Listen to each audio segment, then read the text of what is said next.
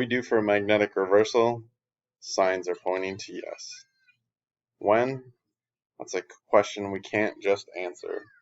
Throughout our geological studies and finds, there have been signs of when we were normal and when things were reversed. Scientists have tried to figure out timelines or some sort of when or even a how, but there doesn't seem to be a normal X amount of years between swaps. While we do have a good amount of knowledge from our geological finds, there are no exact dates or times of when it happened or even when it will happen. We are currently unsure. We have been normal for about 730,000 to 690,000 years. This is just an estimate with the geological findings that we have.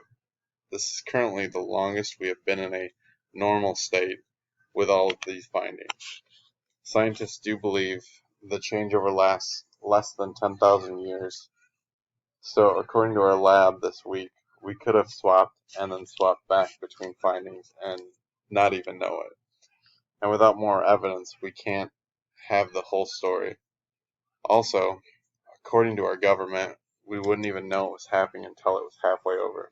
Are we currently mid-switch? That's a good question. We aren't sure. So, are we due for a magnetic switch? Probably.